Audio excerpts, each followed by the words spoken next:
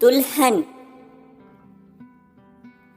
चूल्हे पर रखे गर्म तवे से जैसे ही उर्मिला जी ने रोटी को पलटने की कोशिश की, उनके मुंह से दर्द भरी सिसकारें निकली। उंगलियां रोटी के बजाय तवे से छू गई थी। उर्मिला जी ने जल्दी से उंगलियों को पानी में डुबोकर जलन कम करने की कोशिश की। इतने में तवे पर का रोटी भी जल गया। बेबस उर्मिला जी ने गुस्से में अपनी लाठी उठाई और चूल्हे को छोड़कर आंगन में बिछी चारपाई पर पसर गई। उर्मिला जी की उम्र भी 61-62 वर्ष के करीब थी।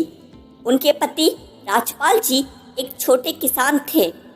आर्थिक तंगी ज़्यादा होने की वजह से वह परिवार चलाने के लिए मजदूरी भी किया करते थे। दुर्भाग्यवश 18 साल पहले मिट्टी से भरी ट्रॉली में दबने से राजपाल जी की मौत हो गई थी। अब घर की सारी जिम्मेदारी 19 बरस के बेटे आर्यन पर आ गई थी। 1.25 एकड़ जमीन पर खेती और मजदूरी करके उसने माँ और तीनों बहनों का भरण पोषण किया। तीनों बहनों की शादी करने में उनका वह जमीन भी चला गया था। जिम्मेदारियों को निभाते निभाते आर्यन कब 37 वर्ष का हो गया, पता ही नहीं चला।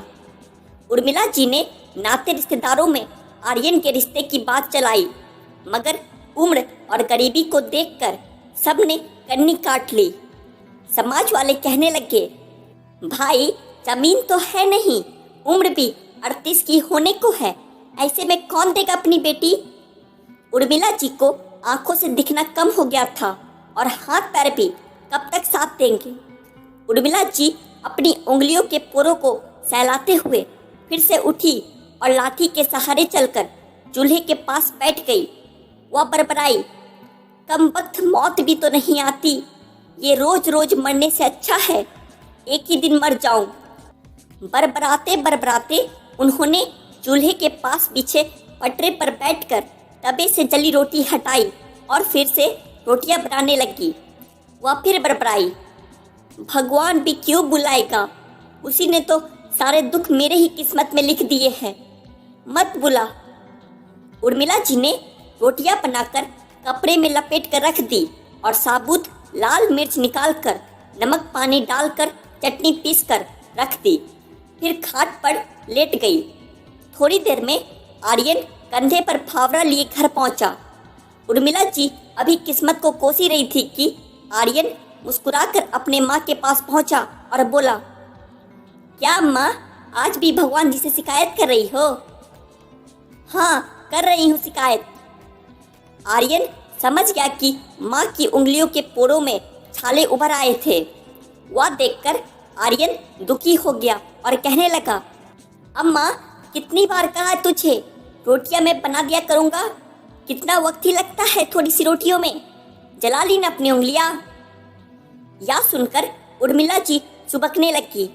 माँ को दुखी देख आर्यन भी रोने लगा और बोला, अम्मा गलती भगवान की नहीं है, मैं ही नालायक निकला, कोई मुझसे रिश्ता जोड़ने के लिए तैयार ही नहीं होता। आज अगर कोई रोटी बनाने वाली होती तो तुझे हाथ नहीं चलानी पड़ती।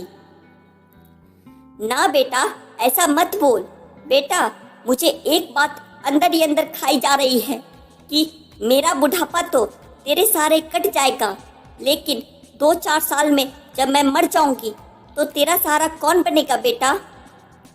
अम्मा वो सब छोड़ अब। बोलते हुए आर्यन ने रोटियां और चटनी की कटोरी उठाई और खाट के पास बैठकर उर्मिला जी को खाना खिलाने लगा। बीच बीच में एक हाथ से उर्मिला जी को पानी भी पिला देता था। बेटे के हाथ से रोटियां खाकर उर्मिला जी अपना सारा दुख भूल गई और हंसते हुए बोली, बेटा तेरे जैसी औलाद तो किस्मत वालों को ही मिलती है। यह बोलते हुए उर्मिला जी आर्यन के गले लग जाती है और फिर चटनी रोटी खाकर आर्यन फावड़ा लेकर निकल जाता है। उर्मिला जी ने रोज की तरह अपनी लाठी उठाई और घर से बाहर निकली। कुछ दूरी पर बबूल का बड़ा सा पेड़ था। वहाँ पर पेड़ के नीचे औरतें घर के काम से फ्री होकर टाइम पास और हंसी मजाक के लिए जमा हो जाती थी। उनका रोज का काम कांटेदार पेड़ के नीचे चुगल पुराण को ताजा करना था। उर्मिला जी को देखते ही दो औरतों ने आगे बढ़कर उर्मिला जी को सहारा दिया और खाट पर बिठाया और उनको सम्मान देने के लिए सभी ने उनके पैर छुए। उनमें से एक बोली, माँ जी, आर्यन चला गया क्या? हाँ, रोटी खाने आया था, खाकर चला गया। फिर दूसरी औरत बोली, और क्या माँ, कोई होती तो रुकता भी, आपके बाहर जाने का इंतजार करता।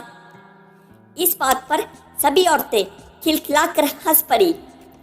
उर्मिला जी ने भी बुरा नहीं माना। वह जानती थी जैसा भी है ये सब औरतें खराब नहीं है, सभी साफ दिल की है, तभी तो उस जैसी गरीब बेबस को इज्जत देती है। औरतों ने उर्मिला जी को चुप देखकर बात शुरू की। माँ जी, किसी रिश्तेदार से कहकर आर्यन का रिश्ता ठीक कर लीजिए, आपको भी एक रोटी बेलने वाली मिल जाएगी। सबसे बोलकर देख लिया, उर्मिला जी कही, जो भी हो माँ जी, लेकिन आपका बेटा एकदम श्रवण कुमार है। इतनी उम्र हो गई है, लेकिन फिर भी कभी किसी की बहू बेटी को नजर उठाकर नहीं देखा। वहीं अपने मोहल्ले में उस राम्या के छोरे सोनू को देखो, कई बार तो मोहल्ले वालों से पिट चुका है। 48 वर्ष का है, अपनी जात वालों ने लड़की नहीं दी तो कुजात वाली को ही ले आया। सुना है अच्छी खासी कीमत देकर खरीदी है, बड़ी उम्र की लगती है, बाप ने ही बेचती होगी। तुम कब देखी उसको? एक औरत ने पूछा। अरे बहन, मैं कुएं में पानी भरने गई थी तो रास्ते में देखा कि ढोल बजवाते हुए वह घर ले जा रहा था। अरे वो लंगड़ा रघु ने ही तो जुगाड़ किया है सब कुछ सोनू के लिए। चलो जो भी है, राम मिलाई जोड़ी बन गई। यह बात सुनकर सभी खिलखिलाकर हंसने लगी। औरतों की बातें शरारती होने लगी थी। थोड़ी देर में उर्मिला जी उठकर लाठी टेकते हुए अपने घर आ गई। उनके मन में बेचैनी हो रही थी और कुछ सोच विचार करने के बाद वह घर की कच्ची कोठरी में घुसी और खुरपी से एक कोने को खोदने लगी। करीब 1.5 हाथ नीचे गड्ढे से एक पोटली निकाली और गड्ढा भर दिया। पोटली को छप्पर में खोसकर वह खटिया पर लेट गई। आर्यन के काम से लौटकर आने का वक्त हो चुका था, मगर उर्मिला जी ने रात की रोटियां नहीं बनाई। आर्यन घर पहुंचकर फावड़ा एक कोने में रखा और चूल्हे की तरफ गया तो खाने को कुछ नहीं था। तो वो बोला, अम्मा, आज रोटी नहीं बनाई क्या? उर्मिला जी उठी और वह पोटली लाकर आर्यन के हाथों में थमाती। अम्मा, यह क्या है? इसमें चांदी के जेवर है, मैंने बहू के लिए बचा कर रखे थे, इन्हें बेचकर बहू ले आ। आर्यन हंसते हुए बोला, अम्मा पगला गई हो क्या? बहू कोई बाजार में बिकती है जो ले आऊं?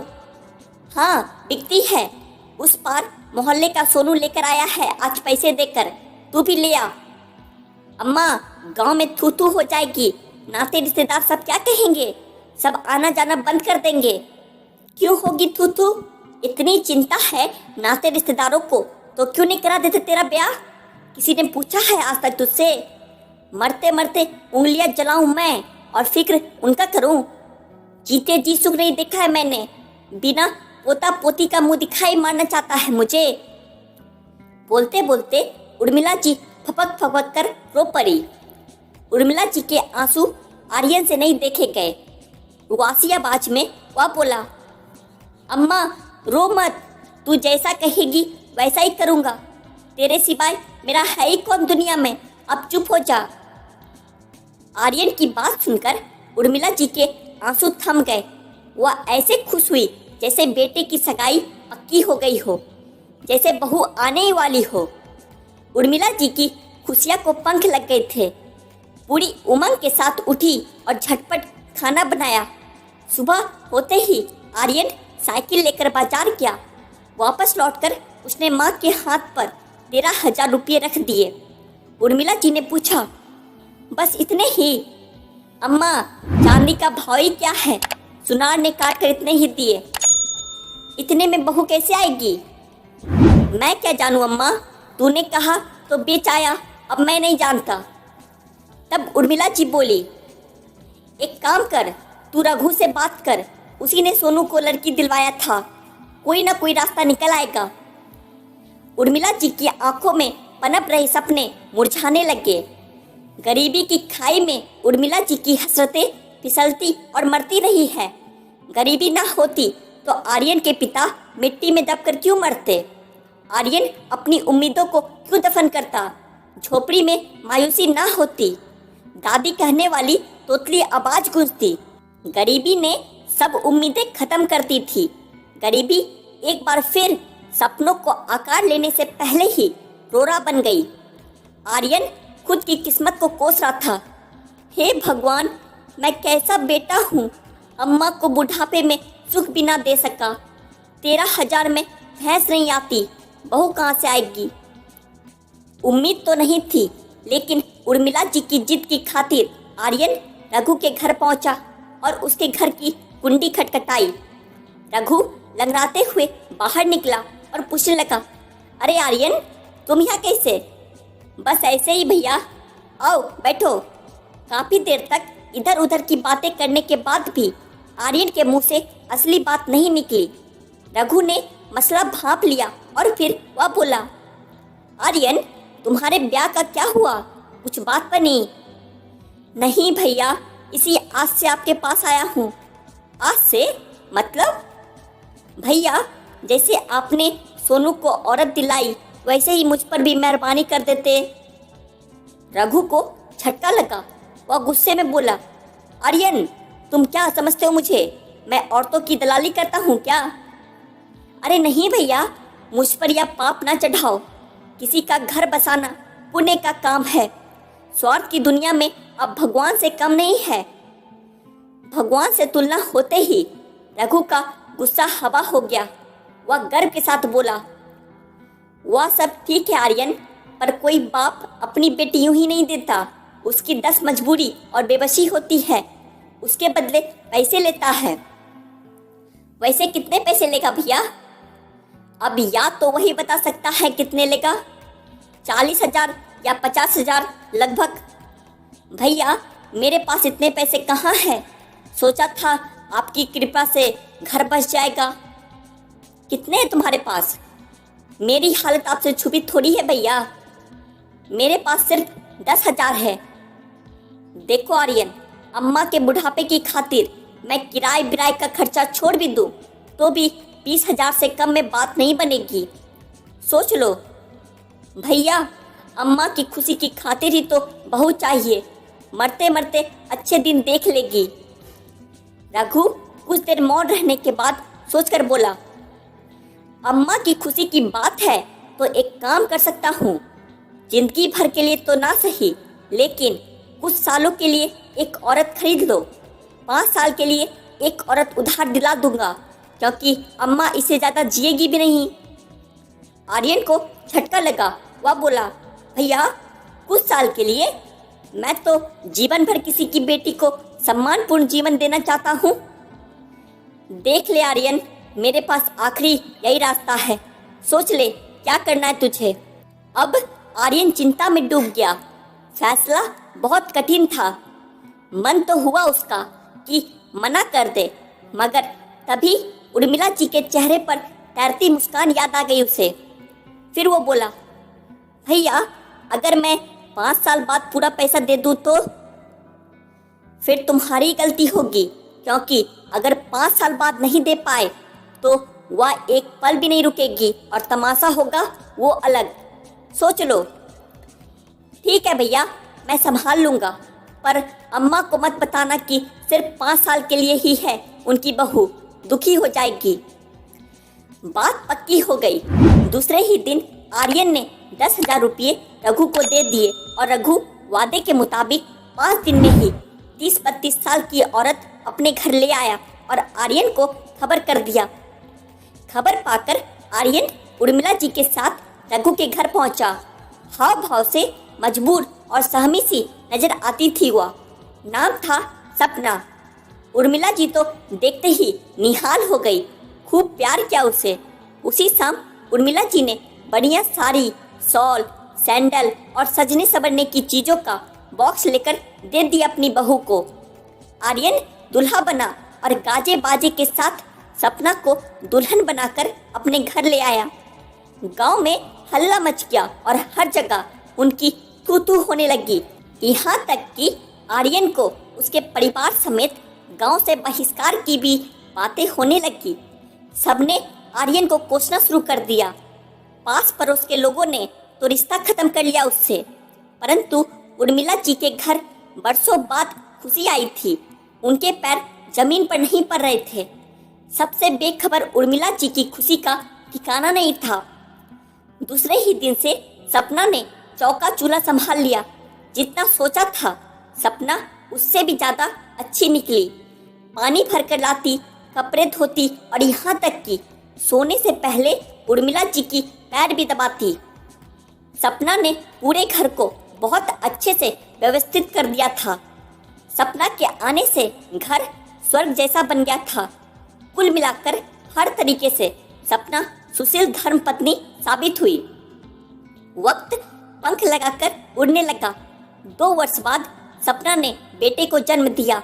आर्यन की सूनी जिंदगी में बाहर आ गई और उर्मिला जी को खिलौना मिल गया था। अब तो उर्मिला जी की रंगत ही बदल गई थी। दिन भर पोते के साथ खेलती और हंसते हुए कहती, अब तो इसका ब्याह देखकर ही मरूंगी। दुखों के सागर में सुखों का टापू मिल गया था। आर्यन मजदूरी से फुर्सत मिलते ही घर पहुंचता तो सपना कंधे से फावड़ा लेकर रख देती, फिर पानी देती और प्यार से आर्यन को खाना खिलाती। आर्यन बुरे दिन भूल गया। सपना बोलती कम और ज़्यादा काम करती थी। बच्चे की उछल कूद ने घर को खुशियों का आंगन बना दिया था। घर में प्यार और सुख की महक बस गई थी। देखते ही देखते 4 साल बीत गए। सपना से बिछड़ने का साल शुरू हो गया। अब आर्यन उदास रहने लगा। खूब मेहनत करने के बाद भी वह चंद हजार रुपये नहीं जुटा सका। एक एक दिन बीत रहा था। मजदूरी से जो मिलता वह 4 सदस्यों का पेट पालने में ही खत्म हो जाता था। जैसे जैसे वक्त बीत रहा था आर्यन की बेचैनी भी बढ़ रही थी। वह गांव भर में काम की तलाश करता रहता था। जी तोड़ मेहनत करने के कारण सूख कर कांटा हो गया था। शरीर जवाब दे रहा था। वह बीमार हुआ मगर काम पर जाता रहा। अब 10 महीने और बीत गए। 2 महीने ही बचे थे उसके पास। एक दिन अचानक आकर रघु सामने खड़ा हो गया और धमकी भरे अंदाज में बोला, आर्यन 2 महीने बचे हैं, बाकी के पैसे देते हो या? इस बात पर आर्यन ने फावड़ा तान दिया और गुस्से में बिफर कर बोला, खबरदार जो ऐसी बात की तो। सपना मेरी जिंदगी है, मेरी सांस है, कोई अलग नहीं कर सकता मुझे उससे। आइंदा ऐसी बात ना करना। लेकिन इन खोखले धमकियों से रघु कहाँ डरने वाला था। वह तो घूटा हुआ सातिर था। वह लोगों की नब्ज दबाना अच्छे से जानता था। फिर वह गुस्से से बोला, आर्यन औकात में रहना, तेरे जैसे 4 पति खड़े हो जाएंगे सपना के। उसका बाप और पूरी बेरियों की बिरादरी हंगामा कर देगी। जेल हो जाएगी तुझे, समझा? बीबी के चक्कर में अपने बेटे को भी खो दोगे। अम्मा जीते जी मर जाएगी, इसलिए ज़्यादा चालाकी मुझसे मत करना। जल्दी से मेरे बाकी के पैसे मुझे दे दो। और हाँ, अब 10,000 नहीं, मुझे 20,000 चाहिए। और अगर नहीं दिए तो बाबू तुम अच्छे तरीके से सब जानते हो रघु किस खेत की मूली है। रघु हंसता हुआ वापस लौट गया। आर्यन भी उल्टे पांव घर की ओर लौटा और रुपयों का बक्सा खोलकर रुपये गिने तो बहुत कम थे। वह अब फूट फूट कर रोने लगा। आवाज सुनकर उर्मिला जी और सपना गौर कराई और पूछने लगी कि क्या हुआ बेटा। लेकिन आर्यन रोई जा रहा था। एक तरफ खड़ी सपना सब देख रही थी, हमेशा की तरह खामोश, चिंतित और सहमी हुई। सपना ने आर्यन के चेहरे पर उभरे हुए दर्द को महसूस कर लिया। वहीं दूसरी तरफ आर्यन ने सपना की भींगी हुई आंखों को देखा। उर्मिला जी माजरा समझ नहीं पा रही थी। दुख और बेचैनी में सुबह से शाम हो गई, लेकिन फिर भी उम्मीद की कोई किरण नजर नहीं आई। आर्यन रोते रोते सो गया। अचानक आधी रात में सोते सोते आर्यन चीखने लगा, रुक जाओ, मेरी सपना को मत लेकर जाओ, मैं इसके बिना जिंदा नहीं रह सकता। बगल में सोई सपना आवाज सुनकर हड़बड़ा कर उठी। उर्मिला जी भी दौड़ी चली आई। बच्चा भी सहम गया। उर्मिला जी बोली, क्या हुआ बहू, या चीख क्यों रहा है? सपना हमेशा की तरह खामोश, बेचैन और चिंतित खड़ी थी। उर्मिला जी सभी बातों से अनजान थी। वह नहीं समझ सकी कि आखिर हो क्या रहा है। अब सिर्फ 3 दिन बाकी थे। आर्यन ने किस्मत के आगे हार मान ली। उसकी हालत पागलों जैसी हो गई। बस एक टक अपनी सपना को घूरता रहता था। सपना आर्यन से नजरें चुराकर खुद को व्यस्त रखती थी। बिछड़ने की घड़ी आ पहुंची। आज आखिरी शाम थी। आर्यन ने 3 दिन से मुंह में निवाला तक नहीं लिया था। उस शाम सपना ने उर्मिला जी के काफी देर तक पैर दबाए, बेटे को सीने से लगाकर खूब प्यार किया। फिर बेटे को उर्मिला जी के पास लिटाकर आर्यन के पास पहुंची और आर्यन के सीने से लग गई। दोनों के आंसू रुकने का नाम ही नहीं ले रहे थे। सपना पहली दफा फूट पड़ी और दोनों हाथ से कसकर आर्यन को पकड़कर बोली, मुझे बचा लीजिए आर्यन जी, मैं आपको छोड़कर जाना नहीं चाहती। मुझे अपने बेटे और अम्मा से अलग मत होने दीजिए। बेचारा बेबस आर्यन कुछ नहीं कर सकता था सिवाय रोने के। वे दोनों फूट फूट कर रोए। रोते रोते सुबह हो गई।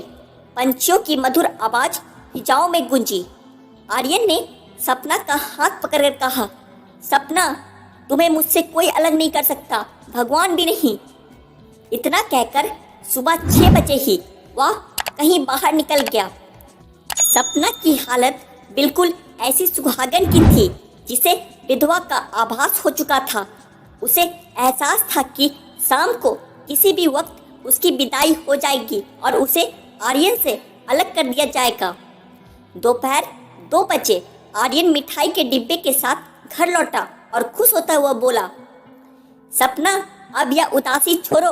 अब कोई तुम्हें मुझसे और हमारे बच्चे से अलग नहीं कर सकता। रघु के मुंह पर पूरी रकम मार कर आया हूँ। इतने पैसे कहाँ से आए आपके पास? अरे वो कोई चिंता की बात नहीं है। मैंने खुद को 1 साल के लिए गिरवी रख दिया है सरपंच जी के यहाँ। उन्होंने मुझे पूरे 22,000 दिए हैं, जिसके बदले में मैं 1 साल मजदूरी करूँगा उनके पास। आर्यन ने खुश होते हुए बताया।